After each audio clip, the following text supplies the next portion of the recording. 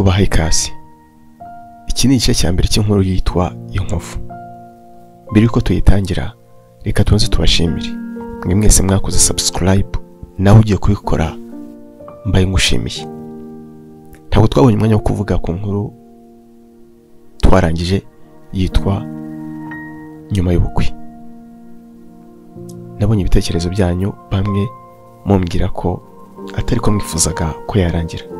Gusa buri inkuru yose igira iherezo ryayo, kandi dushimishwa no kwakira ibitekerezo byanyu bitwereka ukundi mwifuza ko inkuru yacu yarangira. Gusa uko mwiba mwifuza ko yarangira siko umwanditsi barateguye. Icyo twifuza ni uko twigisha, ariko se yatwigishije? Byari byose yatwigishije kwirinda guhemukira abantu. N'iyi ngiyi ifite inyigisho izatwigisha. Ndagushishikariza kuzayumva kuva ku ntangiriro yayo kugeza ku iherezo ryayo. Ndakwizeza ko izagushimisha. Cy'ingenzi ariko ndakwizeza ko izagira isomo iduha ry'uko twakagombye kwitwara mu buzima. Ntatinze rero, reka dutangire inkuru.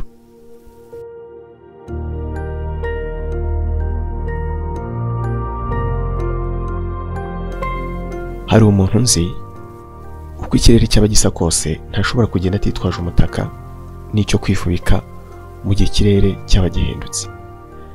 Nigeze kumubaza impamvu yitwararika atyo, ambwira ko yizeye kenshi ikirere ariko kikamutenguha. Ibyo rero byatumye afata umwanzuro nubwo kushyira mu bikorwa bimusaba kwigomwa no kwihangana. Umunyarwanda yavuze ko nta kabura imvano.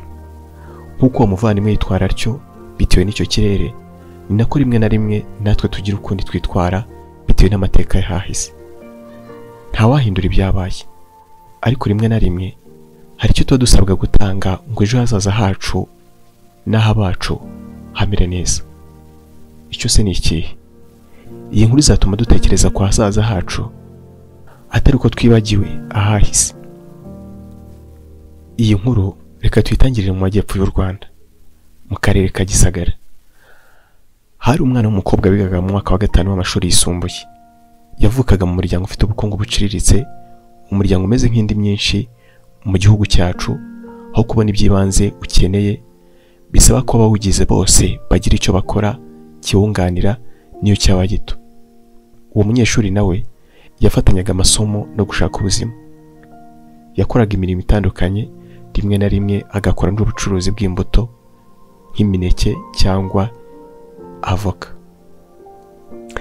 Igihe kimwe muri ako gace yaratuyemo hatangijwe umushinga wo kubaka igikorwa remezo. Icyo gikorwa remezo cyari kijyanye n'ubwubatsi, cyari cyagutse kandi gikeneye abakozi benshi. Abo bakozi rero umwana w'umukobwa yababonye nk'abashobora gutuma igishoro cye cyaguka.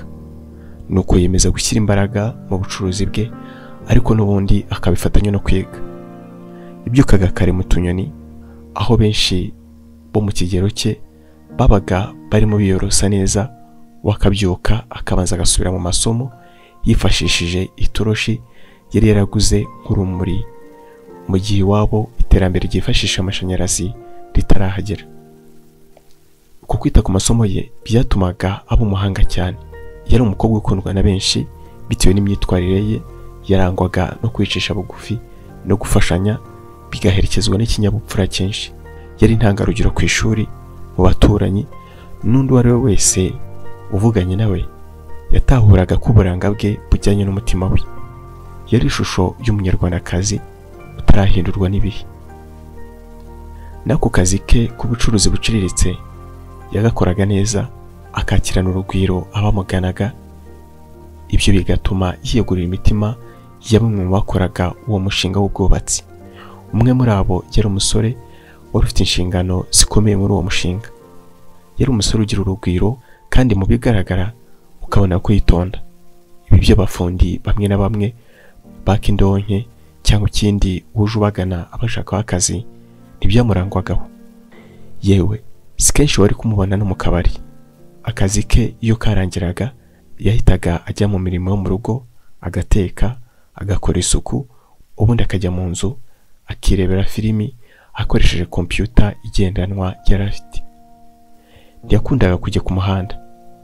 ahubwo yatumaga bamwe mu bakozi be bamwerekaga ko nubwo abakoresha baba n'abagore beza.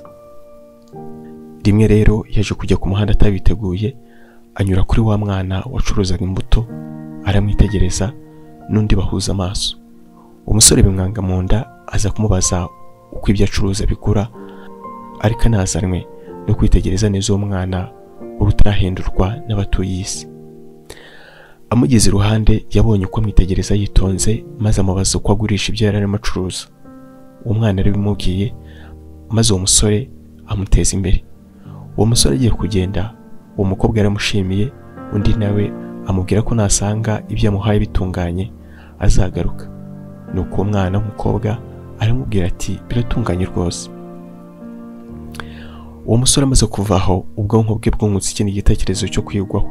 Uwo mwari yagiye amutekerezaho, yibuka ubwiza bwe ku mutima, akavuga ati umva ko ngo abeza baba i Kigali ababivuga ntibarabona uyu. Bukeye bwaho yabajije umwe mu bakozi be amakuru y'uwo mwana yari yabonye. Uwo mwana yari azwi n'abatari bake kuko ibyo yakoraga yabikoreraga ku muhanda ucaho ingeri zose z'abantu. Uwo yarabajije yamubwiye ko uwo mwana muzi, ko ari umwana w'umutima witonda, ko niba ateganya gushaka umugore uwo yaba ari amahitamo meza. Yamubajije niba yararangije kwiga, undi amubwira ko akiri umunyeshuri, ko ariko yenda kurangiza amashuri yisumbuye. Uwo musore amaze kumva iby'uwo mwana yifuje kuzongera kumubona, akamwibariza nuko ababyeyi be bamwise. Ku mugoroba yasubiyeyo, asanga uwo mwari nawe niho ari, abanza kumubwira ko yashimye ibyo yamuhaye, ko ariyo mpamvu yari agarutse. Uwo mwana nawe yashimishijwe no kumva ko yamuhaye ibyiza, maze uwo musore agura n'ibindi. Agiye kugenda yamubajije ati se ugira telefone? Undi ati ntayo ngira. Nuko uwo musore aramubaza ati none se niba ntakugoye wambwira uko witwa? Uwo mwana yamubwiye ko yitwa Joseline, maze uwo musore nawe amubwira ko yakunze uko yakira abantu, ko ariyo mpamvu yifuje no kumenya uko yitwa. Nuko Joseline nawe amubwira ko nawe bimushimisha kumva ko yatanze ibyiza. Nuko uwo musore amusezeraho, gusa mbere y'uko agenda amubwira ko yifuzaga kumubaza uko ushaka kugira icyo amubaza yamubona. Joseline amubwira ko nta telefone aragura, ko ariko niba amushaka cyane yamuha nimero ya musaza we akaba ari wacaho. Nuko undi amubwira ko nta kibazo. Nuko Joseline arayimuha. Nawe dusoreje igice cya mbere cy'inkuru. Turabashishikariza kuzabana natwe mu gice cya kabiri cyayo. Niba utarakora subscribe rwose gerageza kumva ko iyo ngiyo ariyo nkunga tuba twifuza ko wadutera. Bikore, nta kiguzi bigusaba. Ushobora no gukanda like igaragaza ko turi kumwe. Ushobora no kuduha igitekerezo utubwira uko inkuru yumva. Ngaho rero mwakoze cyane, naho utaha.